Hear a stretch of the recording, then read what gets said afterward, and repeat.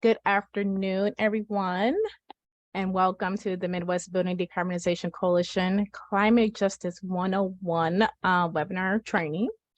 I am Marnese Jackson, and I will be your facilitator for today. And today's agenda, we will do some agenda setting, give you an overview of Midwest Building Decarbonization Coalition. We will do our standing land acknowledgement, community norms. We would do an icebreaker in the chat, and we would define some terms that you should know or we want you to know. And then we will go into the training about what climate justice is, how did we get here, what does the regional landscape look like because of the impacts or what will happen. Then we will talk about climate resiliency and adaptation, and then give you some solutions. We will close out with questions and answers and have a wonderful day. So, I'm Marnese Jackson. Like I said, I am the co-director here at Midwest Building Decarbonization Coalition. I manage the community engagement and equity. I live in Pontiac, Michigan. Jacob Surfling is our other co-director. He manages our building technology and policy. He's in Des Moines, Iowa. And Maggie she is our communication manager, and she's in Columbus, Ohio, and she is working behind the scenes. And so the Midwest BDC, our mission is to develop and implement equitable strategies to achieve zero emissions from the Midwestern building sector by 2050. We got started back in 2019 before the pandemic because we live in these regional states of Michigan, Minnesota, Illinois, Wisconsin, Ohio, Missouri, Indiana, and Iowa, which have regional challenges like cold climates and purple state politics, which things have changed now since then. And we focus on equity, market transformation, consumer inspiration, public policy, and research. So if you're interested in joining our coalition outside of this training, please come on and learn about what we do. We have a lot of different working groups that you can be a part of, but we wanted to make sure that we took a step back and tell you why 40% of our emissions come from buildings. And it's because of climate change and the things that that contributes to climate change. The chat is open. We would love to know who you are and where you are.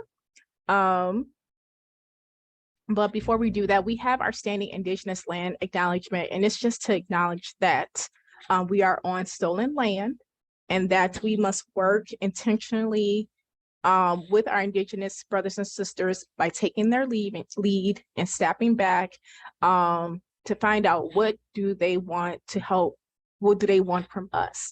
And not to come off as missionaries, but to take lessons from our Indigenous brothers and sisters. So this is to acknowledge that we are on stolen lands and that the country that we currently live on, the state that you live on, was built by our brothers and sisters of African diaspora, Black people, and that we must fight for land back and reparations. So eventually we will have a training on how to do that, and there will be some action planning because this is the first step, acknowledging.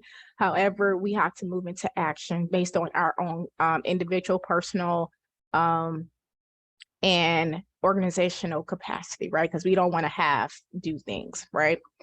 And so our stated community norms here at the Midwest Building Decarbonization Coalition is to notice intent and lead towards impact.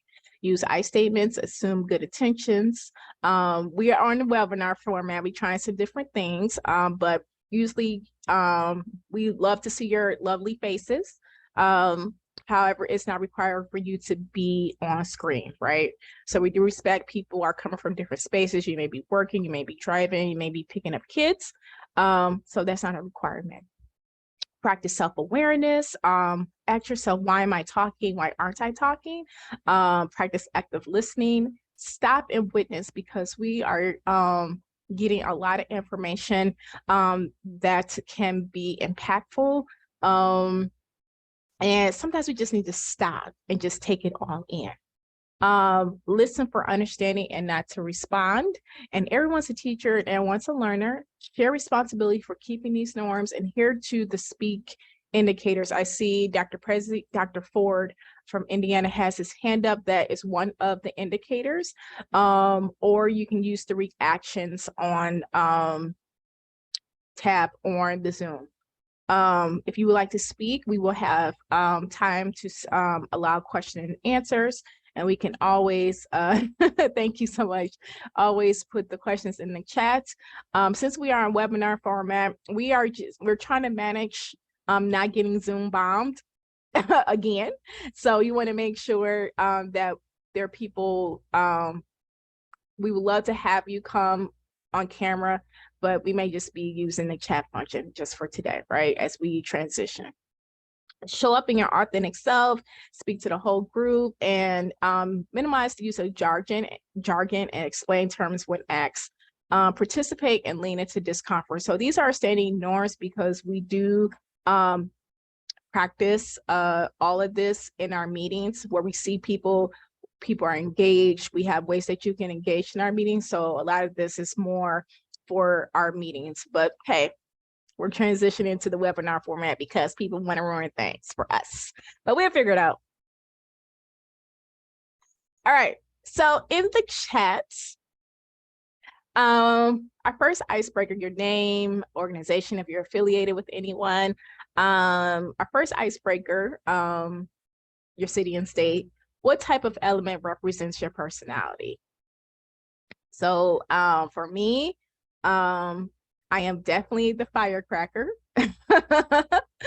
I am a fire sign. I'm a Sagittarius as well, and I live up to that. So in the chat, please put it in there.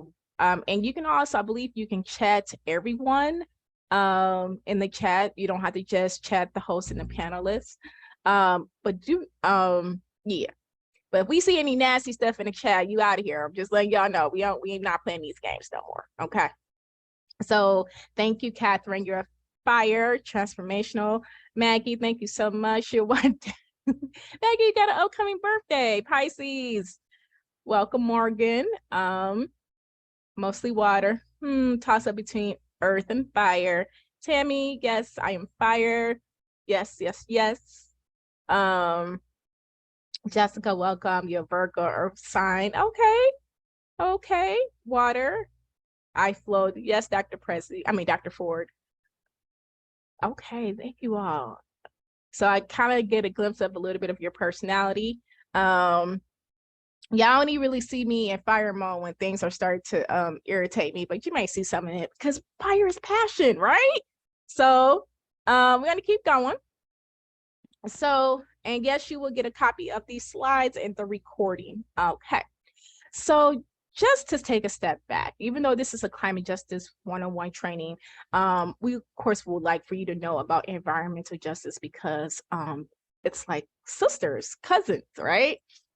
So environmental justice is aimed at removing existing and imminent injustice in the distribution of environmental costs, benefits, conditions on the grounds that all communities are equal and have equal rights. It focuses on how injustice is constructed within a society.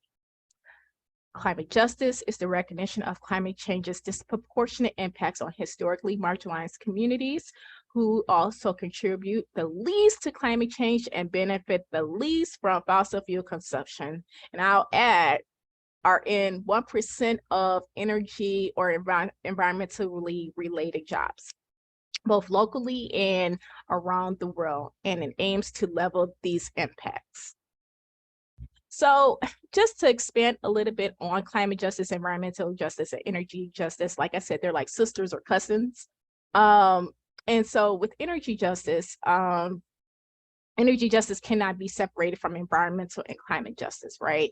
The complex lived experiences of marginalized communities reveal an interconnectedness among environmental, climate, and energy justice that would seem to require that energy policy acknowledge the unique ways that the environmental harms and climate-related harms affect frontline communities. Energy is where we turn on our lights, where we get our energy from, lights, appliances, and where we get that from. And it's usually from a gas or a coal-fired power plant, and it may be dirty, right? Because people don't want to switch from dirty to clean energy. Our friends at solar, wind, geothermal, those type of clean energies. And so communities face, like I said before, disproportionate risk to climate-related events, given that for a number of reasons, community members lack the mobility in the face of climate-related weather events. In addition to that, they are faced with energy burden faced by such communities, such as power outages, which causes a bigger burden for communities to bounce back. And that could look like when you have a utility shut off or a disaster may happen because of a storm, i.e. a tornado, communities may lose their electricity for days. And that could look like losing your groceries or not being able to plug up things like a breathing machine, which also could cause death. And so frontline communities rely on the just transition framework to illustrate how to transition away from current fossil fuel driven economies to a new regenerative one that honors workers and redresses past harms and creates new relationships of power for the future through reparations, right? And so with these are the main three pillars that we should be centering when we're doing this work, especially within the building decarbonization movement. Thank you so much for that. Okay. So what is climate justice? Climate justice recognizes that climate change is a social justice issue, not just an environmental one. The climate crisis has been called the biggest threat to human rights of the 21st century, and the impact of the climate crisis are already being felt around the world. We see that. Climate change is the new normal of more severe storms like Hurricane Sandy, Isaac, Katrina, all of them, right? Which devastated communities from Boston to Louisiana, Biloxi, and our sisters and brothers. We can't forget that this is a global issue, so it hurts people in the Bahamas, Alaska, and like I said, Louisiana, who will have property losses be due to the rising sea levels in years to come, and we have seen this happen. So climate change and environmental injustice work to address many practices that are harming communities nationwide and worldwide. And people, we are fighting for the policies needed to rectify these impacts. So many of us, we have heard of COP, which is the International Convening on Climate Change. So those big convenings, we have other convenings like within the United States to uphold the harmony and rights of Mother Earth, right? Because this is beyond us. We want to take care of Mother Earth, and she will take care of us. And so I'm going to play this video, and I want to hope you guys can hear it. Okay. Let's talk about climate justice. The term climate justice evolved from the concept of environmental justice, emerging in the discourse in the 1980s. Environmental justice conceptualized the unjust disposal of toxic waste in predominantly Black American areas in the United States. The aim of the movement was to rethink environmental issues as social issues by ensuring that ethnic minorities and low economic sectors of the population were not disproportionately affected by adverse environmental impacts or hazards. This was done by applying principles of social justice and human rights, such as every individual has dignity, the elimination of inequity, establishing environments that are supportive of all people. In time, the environmental justice movement moved beyond the toxic waste to include the impact of climate change, giving rise to what we know today as climate justice. Climate justice considers the way in which the climate crisis disproportionately impacts marginalized community.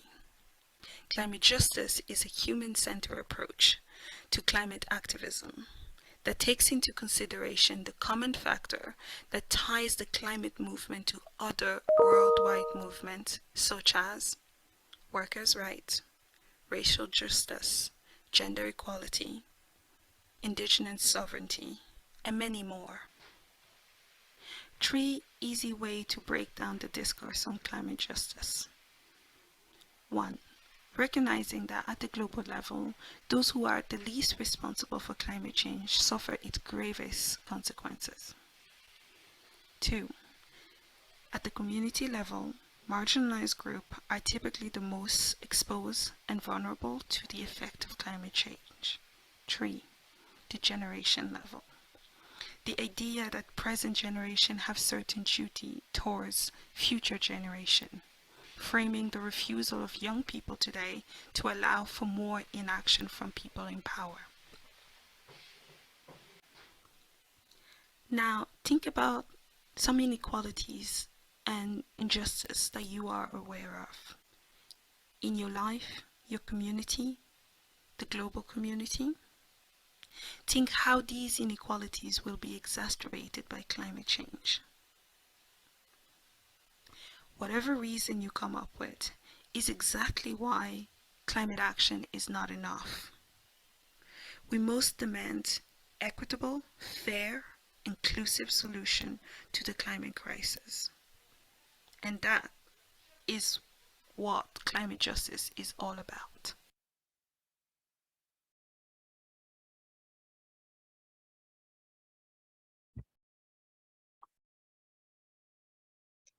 All right.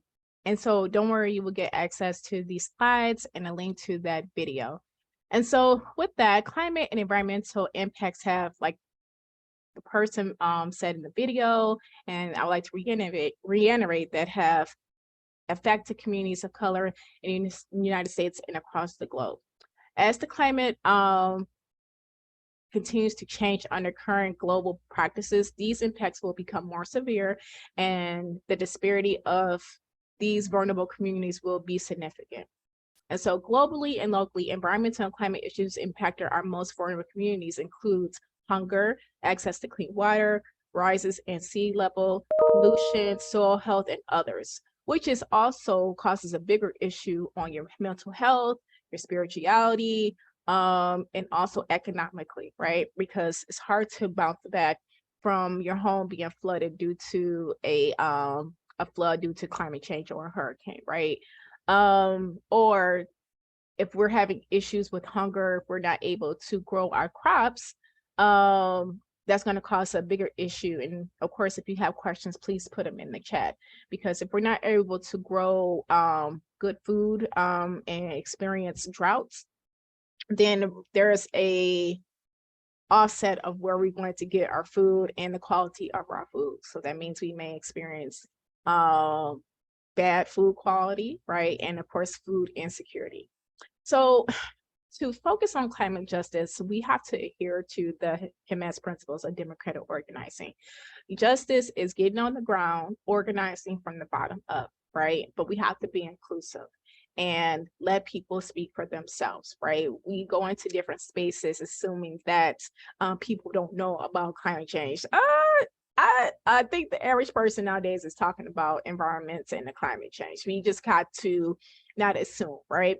And then we have to work together in solidarity and mutuality. In the video, it stated that we're going to have issues with food quality. That's a whole nother movement, right? Or water issues, water contamination. That's a whole nother issue, right? So we have to work together in solidarity and mutuality, but build those just relationships among ourselves and others, because we are all going through the same thing, but we may experience it differently, right? And then commit to self-transformation. We can't make any assumptions. Just because one person is going through one thing don't mean that's going to be the same solution for someone else. And we may learn some personal stuff about ourselves throughout these times and movements. Even if you're not in the movement, you may experience things that you may never have experienced before, which may raise your consciousness on how you think about different issues, the world, politics, and so on. Okay, so there's 10 principles for justice, climate change policies in the United States. So 1, we have to stop cooking the planet. Climate change will accelerate unless we can slow down the release of greenhouse gases into the atmosphere, just point blank. protect and empower vulnerable individuals and communities. As stated before, communities of color, low-income communities, workers suffer the most from climate change, right? Ensure just transition for workers and communities. No group should have to shoulder alone the burdens caused by transition from fossil fuel-based economy, right, to a regenerative energy-based economy. And the transition is hard because people may experience job loss, or compensation may look different, or you may lose your tax base because of this transition, which is another thing that people in our movement, we have to grapple with, right? What does this transition look like? And require community participation at all levels in all realms, right? Community people should be at the decision-making process.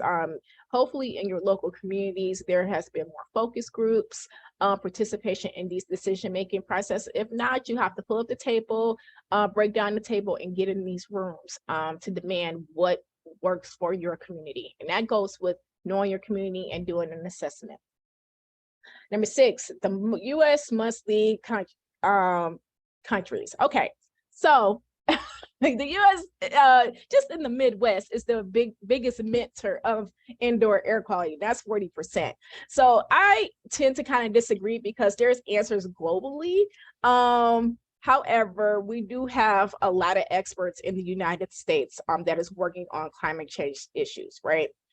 Stop exploration for fossil fuel. Presently, we have to stop with these false narratives, and we should reinvest in renewable energy sources. Solar, wind, geothermal, okay? Energy efficiency. We also must monitor domestic and international carbon markets. You must ensure that the carbon emissions and sinks markets are transparent and accountable, right?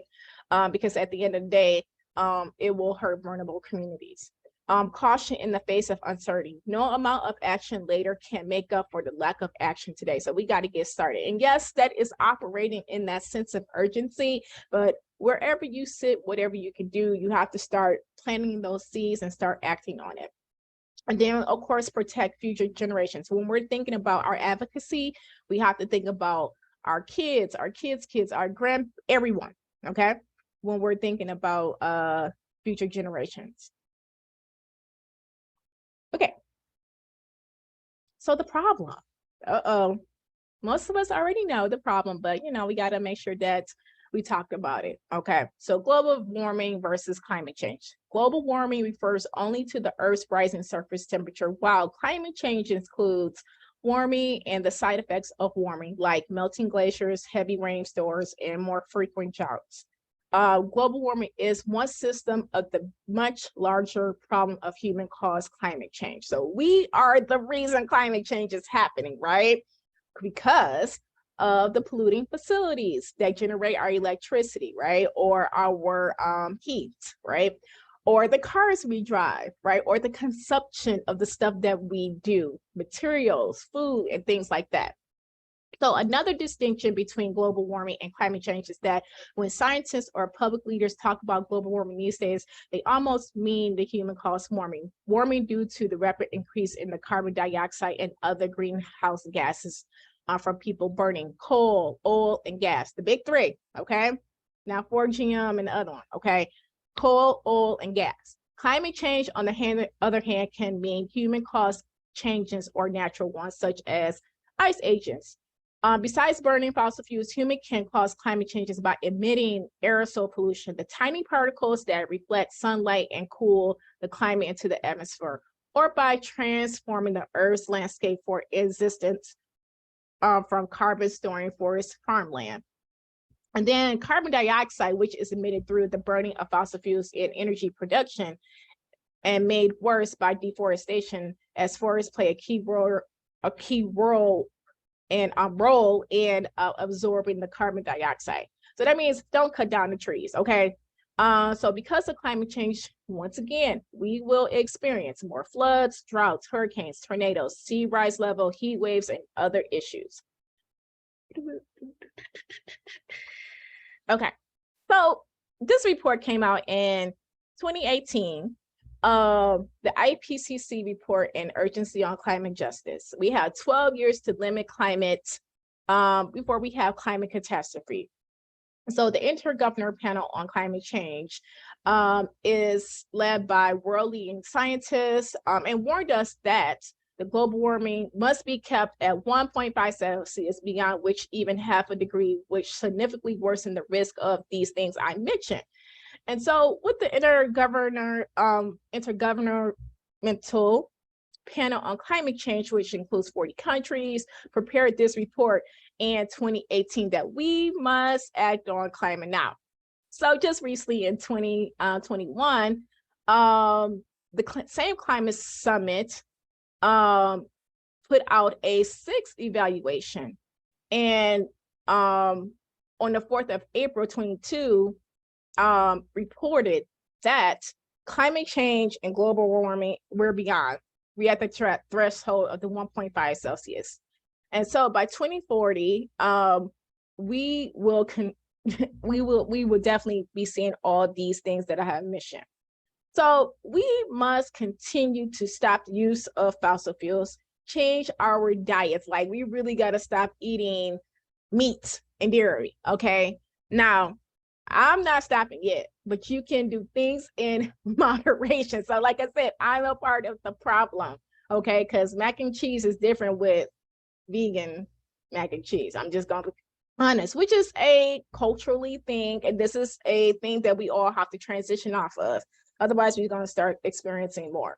So like I said, people are part of the problem. I'm being honest here. Like, look, hey, greener cities. We all have our thing. Like I said, we all contributed from it. Okay, we're the problem. Okay, so we also must make our cities more greener and more sustainable and environmentally friendly. So, like I just said, we have to take a personal look at ourselves, but then mainly stop the use of fossil fuels. Right. So we got some work that we can do. Okay, so the impacts. Okay, due to climate change, and you see on this slide, this is the United States.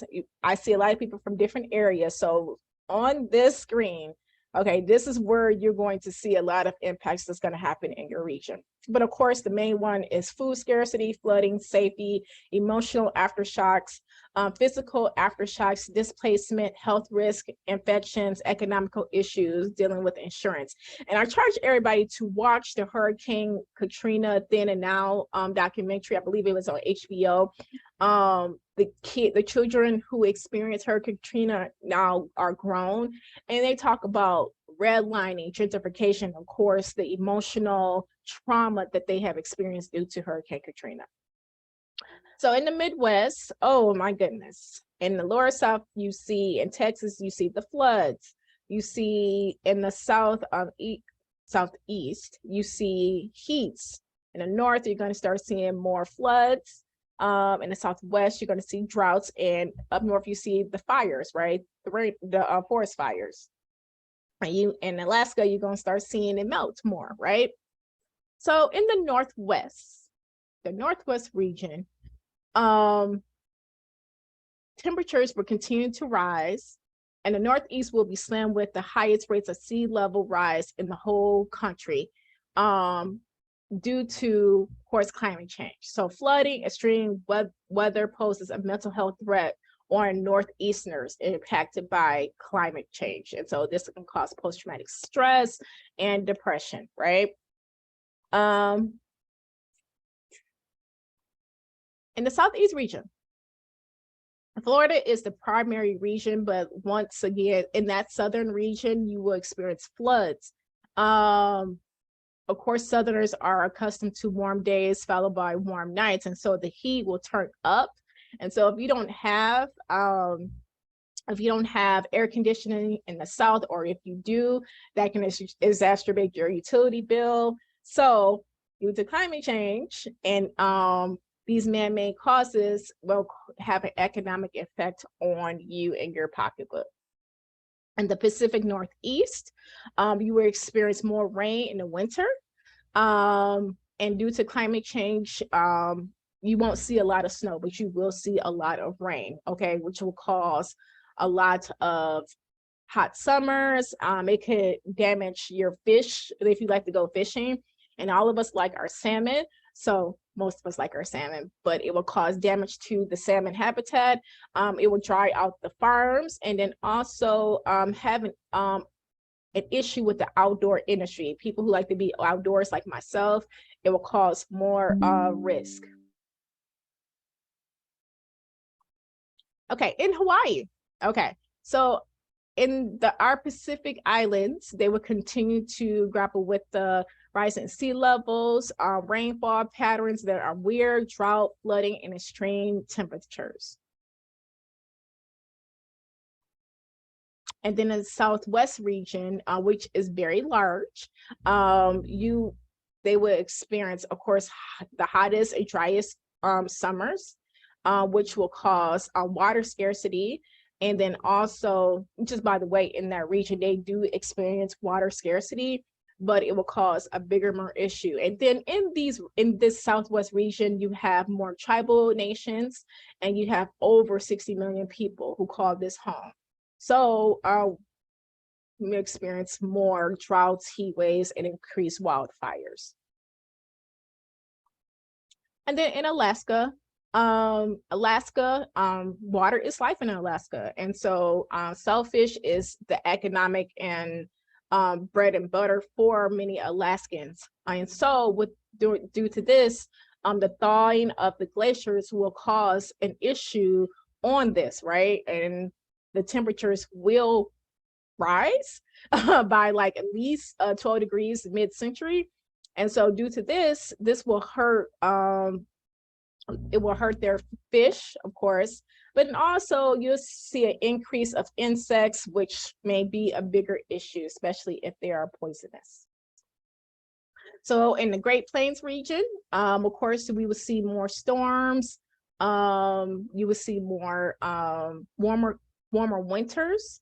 You won't see a lot of precipitation, and then they won't have access to a lot of safe water and declining fishing areas. For those in the Midwest like myself, we will start to see more crops wilting. Of course, extreme heat patterns, tornadoes, thunderstorms. Winter weather would look weird. Like I'm in Michigan, yesterday it was like 50, 60 degrees, and today it's snowing, so I don't know what the heck is going on. Climate change, I do really know what's going on. And floods. So in the Midwest, this is what we're going to continue to see. Okay. So in the chats, with all that information I just gave you, what current impact have you experienced? For me, I have experienced utility issues, like, we don't have a reliable grid against DTE Energy. They think they're awesome, but they're not. The wind blows and oh my goodness, I don't have any electricity, right? Or let's see, like I said, the tornadoes, which causes a whole nother utility issue. Let's see, downpours, rain. It rains like crazy here. And like I said before, I don't know what season I'm in. I think I get all seasons in maybe a week, same week here in Michigan. So I just never know. I just keep all my clothes out nowadays because, that's what happens in Michigan. So in the chat, oh yeah, I'm preaching, y'all. That's that fire. Utility shutoffs this summer in Columbus, Ohio, extreme heat waves. Yes, in the Midwest. Okay. Catherine lived through no power for a week in the heat, fires. Okay, major flooding events in Wisconsin that impact low-income families. Some of my tree buds. Okay. Smoke days. Thank you.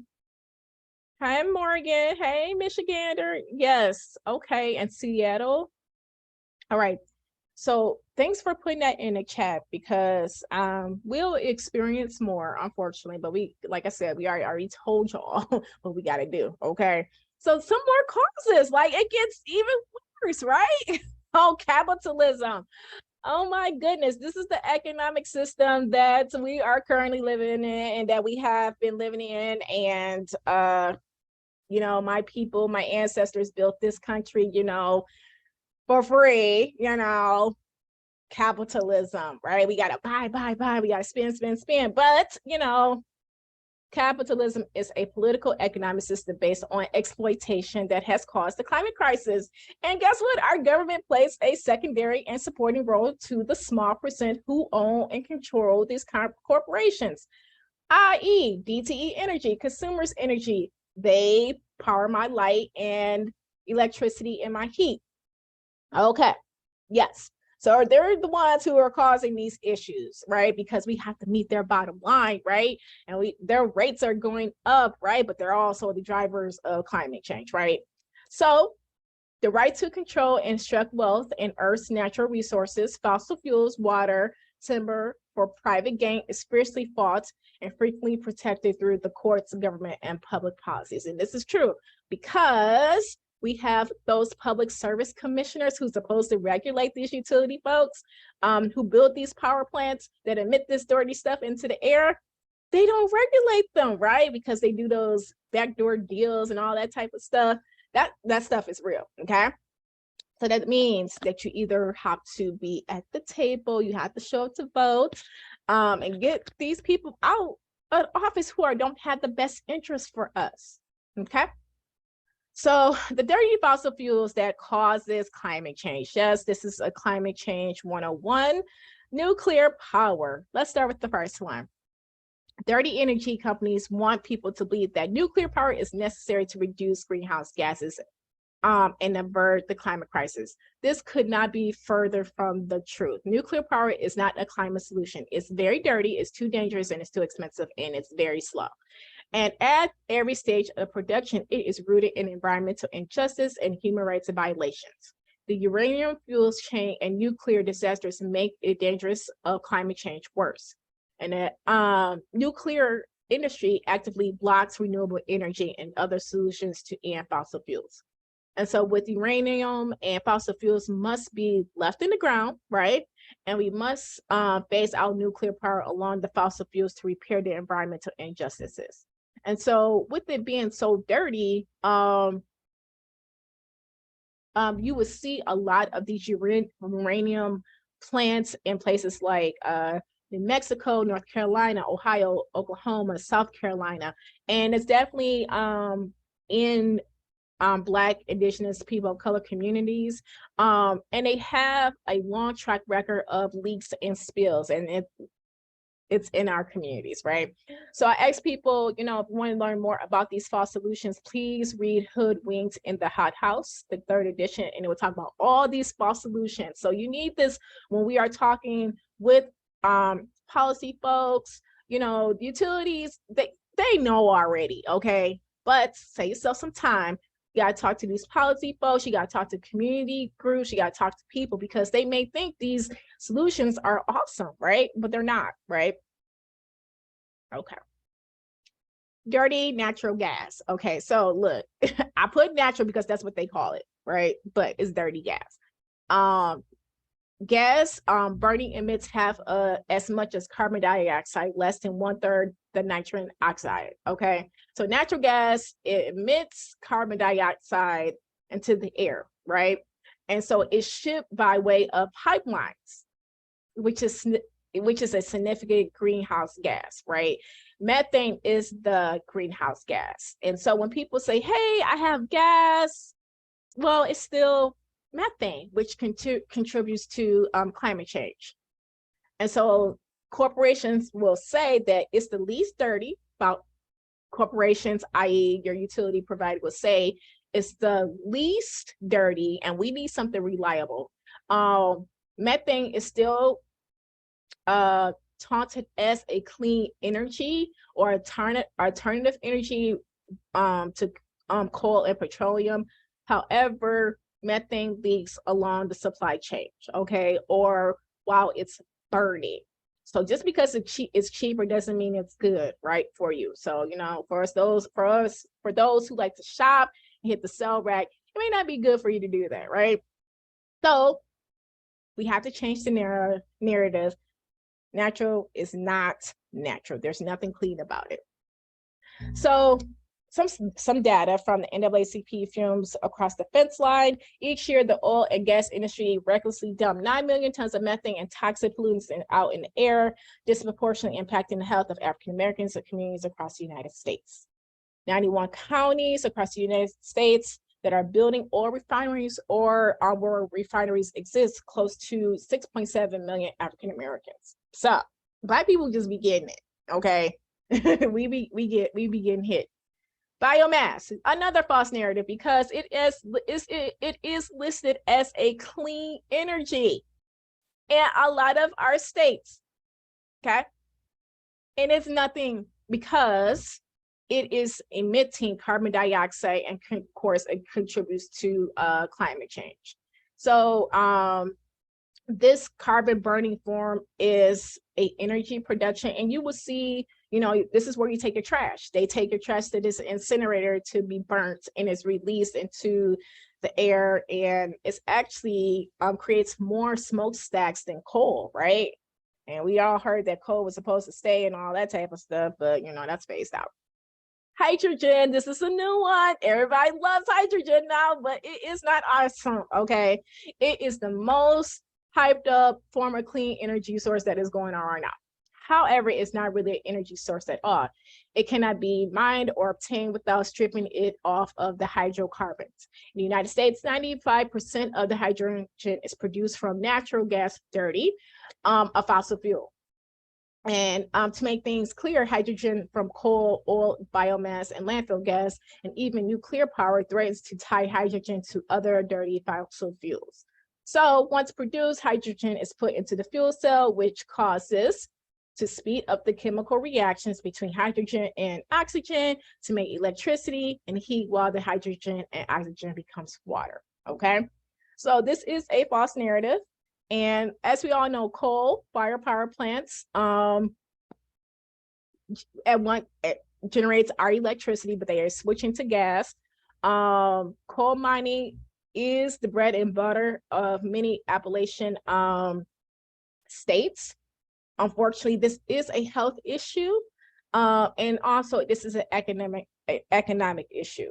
And so Native American communities in the Southwest are also exploited for their coal by genocidal government practices and policies. As we all know, that's what they do to our Indigenous brothers and sisters. And so coal plants impacts everyone, okay.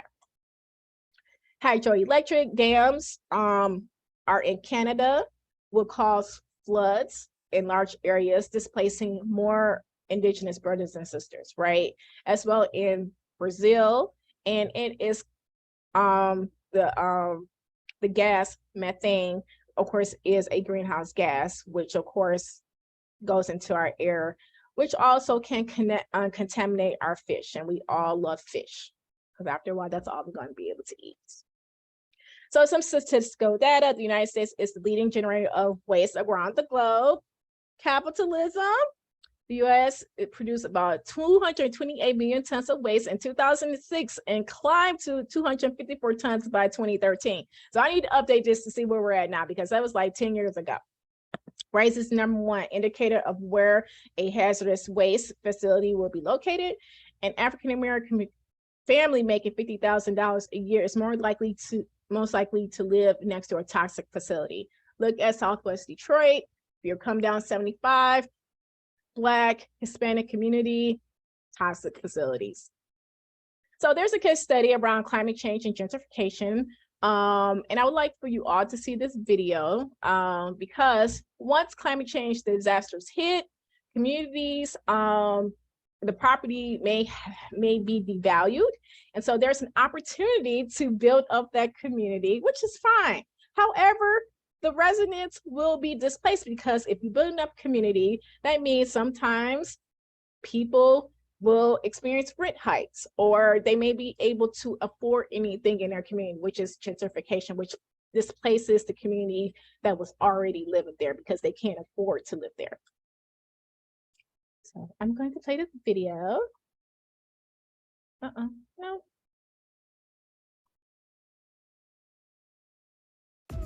We are fighting for our life. We're fighting to survive. Little Haiti is one of the fastest gentrifying communities in the country. How does our warming planet impact us in our day? Okay, can you guys see the video? Can somebody give me something in the chat? No, it's on like a green screen right now. The dirty Okay. fossil fuels screen. I will stop and reshare. Thank you so much. All right.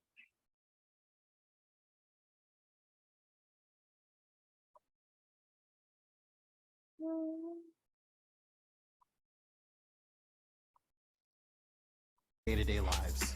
We went on a bus tour across the South and Southwest to find out. The Freedom to Breathe tour was our attempt to understand how climate change was overlapping with the racial, social, and economic issues facing Americans across the country. Our goal was to find ways that climate change was touching people's lives through public health, the environment, the economy, and housing. In cities like Miami, what was once deemed highly valuable coastal real estate is now the front line of climate change. And the impacts from flooding, hurricanes, and sea level rise are creating ripple effects citywide, prompting wealthy residents to move inland to higher ground. Visiting Miami was eye-opening for me. It showed me how climate change, immigration, and affordable housing can actually intersect. Local activists are calling this sudden wave of migration climate gentrification, where climate change is driving the displacement of residents in historically Black and brown communities like Liberty City and Little Haiti. We could start by saying in Creole, Bonveni nati Haiti. Welcome to Little Haiti. Marlene Bastien is the executive director of the Family Action Network Movement, an organization fighting for affordable housing in Little Haiti and Liberty City. So we see that as a result of climate change and gentrification, Little Haiti has gotten smaller and smaller, and there are grave concerns that if nothing is done, basically Little Haiti as we know it will completely disappear. Walking around the neighborhood with Marlene was amazing. It was awesome to kind of get a better understanding of the history of Little Haiti and also the role that immigrants have played in making that part of Miami special. Little Haiti sits on higher ground than the rest of Miami and is one of the fastest gentrifying communities in the entire country. If you build your communities, you deserve to live in them, and that's where we are coming from. Marlene brought us to the potential site of a billion-dollar mega development called Magic City, which would stretch over several blocks and bring more than 2,000 apartments to Little Haiti, which residents can't afford. If it's allowed to go up, Little Haiti as we know it will no longer exist. Immigrants and refugees were forced out because of natural disasters, climate change in Haiti, and then they come here, and now they are being pushed out as a result of climate gentrification. Since we last visited Marlene, the Miami City Council actually approved that development, despite the resistance from community organizations. Caroline Lewis of the Clio Institute says that Miami's climate gentrification problem is a warning of what other cities will be facing soon. I really think we need to pull back and look at this as a bigger lens, as a microcosm for the state of Florida and for the country and for the world at large. Gentrification is here, and climate gentrification is here to stay. This isn't just happening in Miami. Climate change is opening the door to rapid gentrification in cities across the country, like Houston, Oakland, New York, and New Orleans. The ironic part of climate gentrification in Miami is that many of the city's immigrants came to America because of unrest, natural disasters, and extreme weather. Now the communities they've built are once again under threat. As we adapt to climate change, we have to make sure that affordable housing is protected for the people who built these cities and made them desirable in the first place. Nobody in Little Haiti or in coastal cities across the country should be sacrificed in the name of a solution.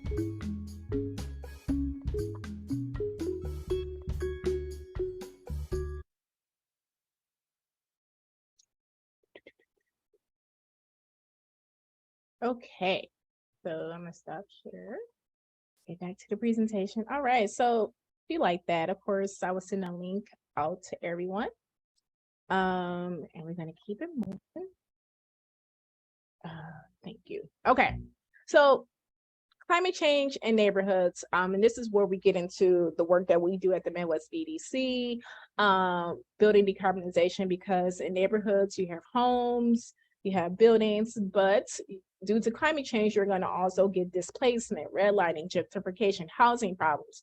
No political power, right? School districts may turn to a charter school format, which they decide what they're going to teach our kids, right?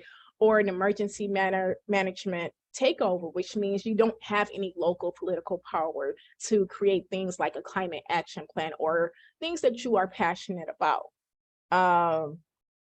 So some call to action. We must learn about the oil and gas facilities that are located in our communities. We must support technology that cuts air pollution. We must urge national leaders to address pollution from the oil and gas sector and beyond. We must urge our states to reduce oil and gas air pollution. And it's really hard because we use oil for everything. Heck, I use oil in my hair, right? So this transition is personally, organizationally, nationally, globally, right? So we have to look at it from the bottom all the way on up. And so to achieve climate justice, we must think about it as a social issue, right?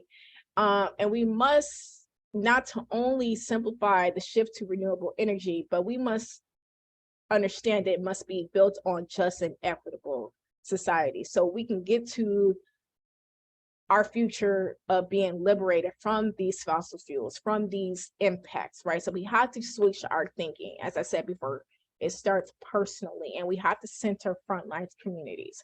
So in this demonstration that was developed by the Movement Generation, we have to have a vision where people are equally in the wealth, and it has to be built on a liberatory vision that eliminates racism and discrimination, and that is replaced by transformative system change and solutions, right? And so that means system change is like a revolution. I'm not talking about revolution where we just gonna overthrow the government, right? That's not what we're talking about, because sometimes when you do that, we reduplicate the oppression that our government built in, because we're indoctrinated into it. So we have to visualize so we won't do that again. We have to understand that this new regenerative economy cannot be built on profits. It can't be built on patriarchy, white supremacy. It has to be now, right? And so we have to, once I said before, we have to get people out of our communities that are exploiting us. Let's see. And some other solution is reducing waste, developing a reuse and repair program within your local community. And that can start from youth age all the way on up, okay? And we have to improve recycling and composting practices. We have to change our consumption habits, right? It's going to end up in an incinerator that's going to end up in the air, right? So we have to learn to buy less, right? We have to litigate, we have to sue, right? We have to, of course, show up and protest, and there's climate justice protests. And then we have to take political approaches towards climate justice and a human rights. Remember, this is globally, so it's not just happening here, right? And we have to redesign the products that are so they can be more sustainable. So with climate equity, you have access to the information, relationships, land, and resources, right? And then climate justice, you know, we all know that it impacts vulnerable communities. So with climate resiliences, people are well-resourced, engaged, informed. They are part of the decision-making process, and they are the leaders. They are the ones who are responding to the emergencies that happen, and funds are redistributed to these programs and these communities. So getting started, community resilience and equity and climate adaptation is the first step, right, to start, besides all those other action items I said we could do. Climate resiliency is a holistic view of the challenges communities face and pursuit of solutions at the intersection of people, the environment, and the economy. So it must include energy democracy, it must include adaptation and mitigation, right? Governance that recognizes the importance of voice of all groups. That's deep democracy. Adaptation, changes in the community that improve survival. And then mitigation is reducing greenhouse gas emissions. And so resilience is a broad, multidimensional response to the causes of climate change. It includes community strength, connectedness, and willingness to come together to fight for climate justice. So that means we have to have agency, autonomy, self-organizing, and understand that communities may not even want to talk about climate change, right? But you get like-minded people, most of the time people do come onto a great cause that they have to see themselves in the impacts that they are receiving, right? So with this community resiliency, it builds people-place relationships. You have knowledge, skills, and learning sharing. Like I said, everyone's a teacher, everyone's a learner. And then also you're analyzing your values and beliefs, right? So centering on equity is one of the principles, and the way that climate change adaptation plans and policy exist now needs to include frontline communities. Equity and climate adaptation means that frontline communities take the leadership and own the plans, right? And you know, it takes time to create these type of plans, but they are included in the planning and the decision-making process. And that equity is fair and just to all, and that we reassure that.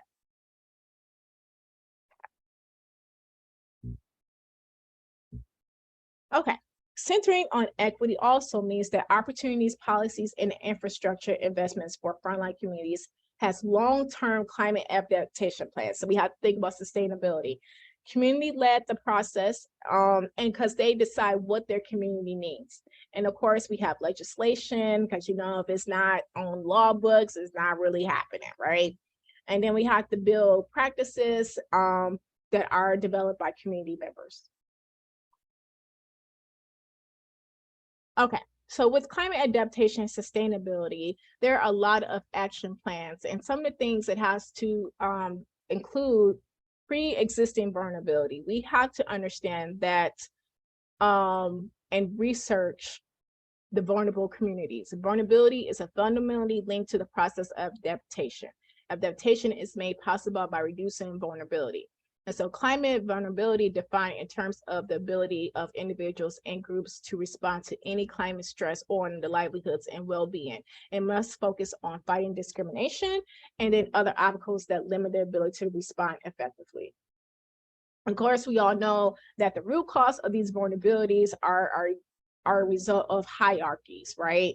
Going up and down versus vertical. And so the problem of these issues are because of the government, and the government don't have people at the bottom in mind when they're developing these plans. And so due to these pre-existing vulnerabilities, you would see exposure to these climate impacts.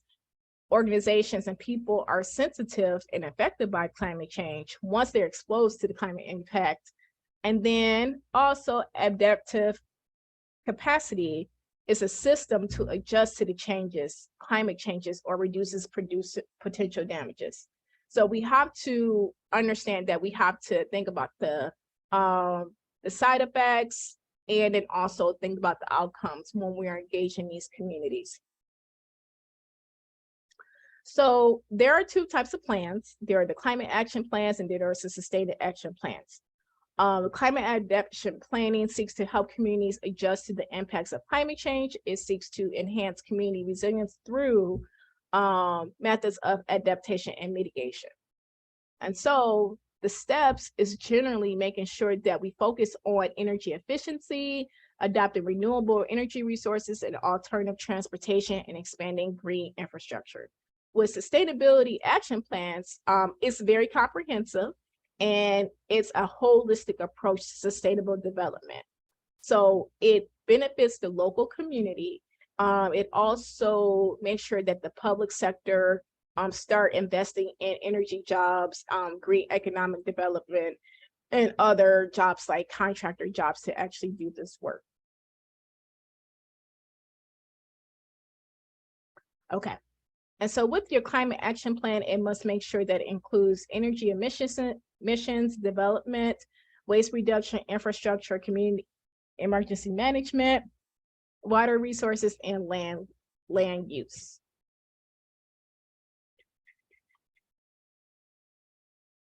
So when we're doing our assessment plans, we must make sure that we gain political and financial support to emphasize the co-benefits of developing these plans. So making sure that this is a win-win for our local communities and that we have funding.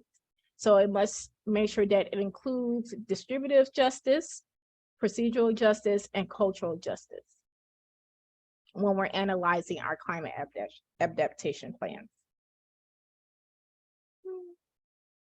And so some of the principles of some of the planning, you must develop climate policies that compensate for disproportionate structural climate vulnerable communities. We must ensure that the needs of the frontline communities are met. We must reject adaptation strategies that shift risk of vulnerable communities to one community to another. You must create formal methods of community oversight in the plan, okay? So this must be a bottom-up thing, right? Develop policies and strategies that build the adaptive capacity for individuals, and we must implement strategies and activities that respect the culture and the groups that are involved. So with the strategies for building community resiliency, we must start with democracy and governance. This is very important because it must be participatory. It must have participatory budgeting. It must have public banking. I hear a lot of green credit unions are popping up. We must have green schools and, of course, public beautification projects and, of course, voting. And this must definitely be inclusive. Economic justice. We have to switch from that old model of capitalism to more of a cooperative model. And it has to be locally targeted and not, you know, we like to outsource our stuff to these different communities or across the United States, but we must make it locally, and it has to shift from that living economy that I was speaking of that is regenerative versus capitalism. Then we have to create an energy infrastructure, which means energy cooperation, energy efficiency initiatives, microgrids, community choice aggregations, and there's a lot of great examples out there of that. And the community just pretty much have to create the new energy economy. And then with emergency management, of course, climate change will increase. Of course, we know that. So with that mitigation, we have our plans in place, but we have to adopt these emergency management practices and make sure that we have a plan to adapt to these climate issues. So that means having a community preparedness plan. We must have community emergency response teams. We have to have a local community systems. And of course, we have to document the injustices that happen. And of course, with food and agricultural systems, we have to make sure that we are creating local grocery stores, farmer markets that are equitable. And most of these grocery stores are in a cooperative format where the community have a stake in the grocery store.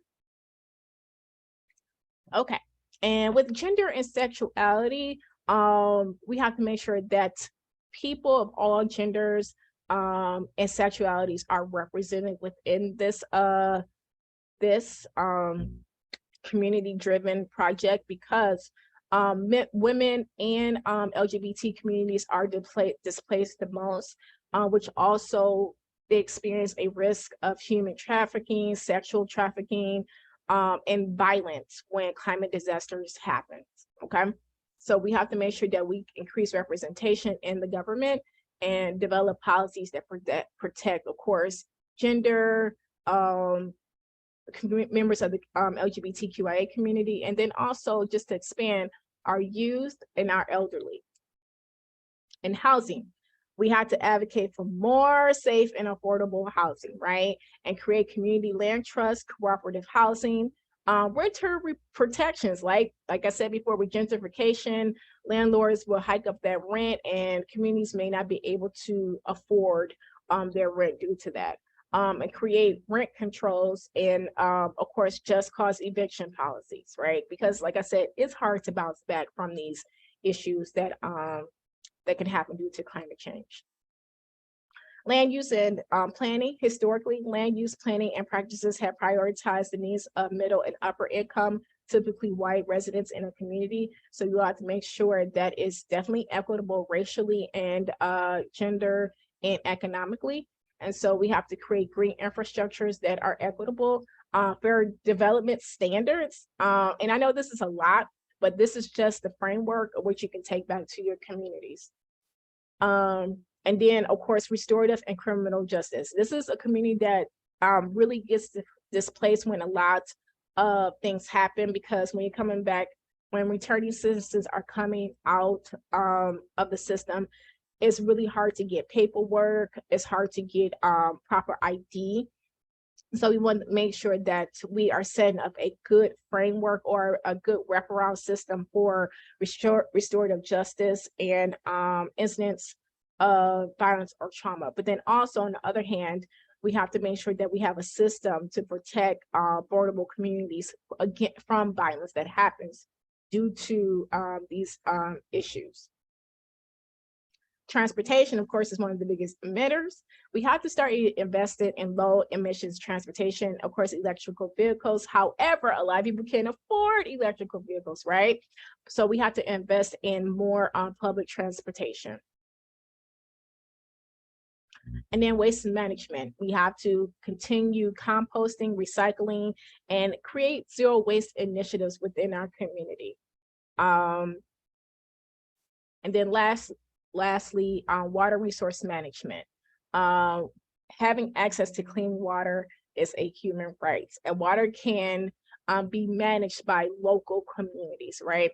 So we have to make sure that we're at the table with these systems or these decision makers to make sure that our water is protected. It's income-based driven, because water affordability is a lot. And we have to make sure that our groundwater management is safe, because we don't want issues of contaminated water that is going on now in a lot of communities to continue to happen. So an example of a community climate action planning, we act for environmental justice community in Harlem. They held a 6-month visioning planning with community forums, and they created their own community-led planning process, which also included energy democracy, energy emergency preparedness, social hubs. And then I do know that they do have an energy efficiency work and do some housing development in Harlem. So I would say, look at We Act for Environmental Justice for some sample climate action planning. Ooh, I'm going to come back to that. And so in the chat box, what are the strengths of your community? How would you define it? How would you define your community? Because when you're doing climate action planning, you have to know that your community, what does your community look like? So I'm in Pine Lake, Michigan. I have to say our community is definitely very resilient. We have experienced 2 emergency managers actually under 2 different administrations, Democratic administrations. Yes, I said it out loud. And she is she is currently the head of the Department of Energy. Yes, Granholm, you did that to us. But we are definitely resilient, and our community has bounced back through outsource of our police department and our fire department, which, you know, essentially in the beginning it was a safety issue. So now I say our community is definitely they turned out when these things were happening, but now there's more community engagement now that we have a new mayor. Yes, it's recorded. I said it. He did that to us. Okay. I still like her though. You know, people change. How might you be able to lead with those strengths in your work with your communities? So this is a question for you to personally analyze. Like I said, we do know that we have a lot of intersectional issues that are connected, but what are some things that you can bring to your community to get started on climate action planning, mitigation? Go ahead and just get your brains thinking, so we can go ahead to questions and answers. So go ahead and put that in the chat, because yes, I would like to know, because you know, as a community organizer, we all have to, you know, learn from each other. And yes, accountability is real. You know, we elect people in office and we hope that they, you know, have the best interest, but you never know once you're in that political position what you may experience. So thank you, Dr. Prezi, for Wayne, Indiana is very resilient, progressive about clean water and waste management, and also Midwest BDC representation. Thank you so much. Anybody else? Why is your community, what is some strengths of your community?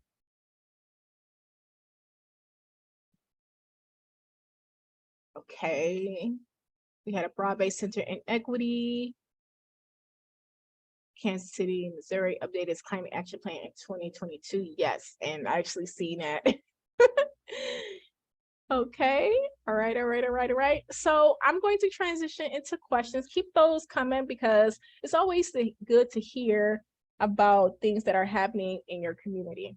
So are there any questions? Please put them in the chat and we can answer them.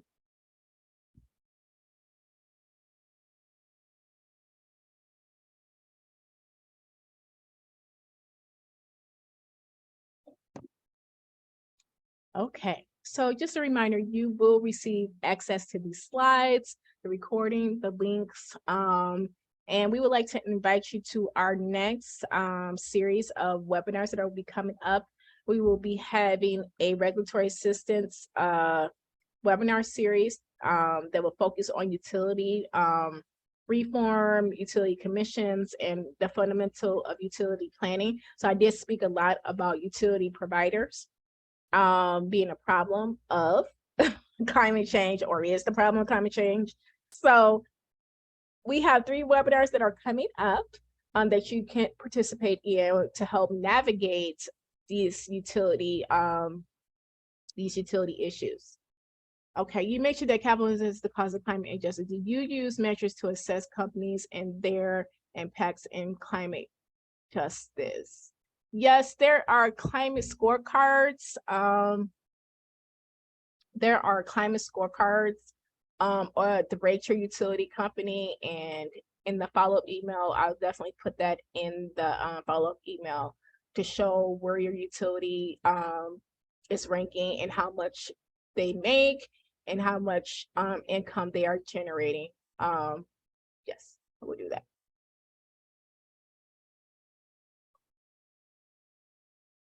And Maggie put the registration for those trainings in the chat. We do, for those who are members of the Midwest BDC, of course, she can drop the membership link into the chat. We have a trainer session coming up in March to take our orientation on the road to your respective community and to get involved. And then we have our Justice 40 advocacy at the state level, how you can implement this in your local community. This will be facilitated by our friends at Emerald City. And we thank you all for coming to the Climate Justice 101. I know that was a lot of information, but I will send everything to you, and thanks so much for staying on. Have a wonderful day.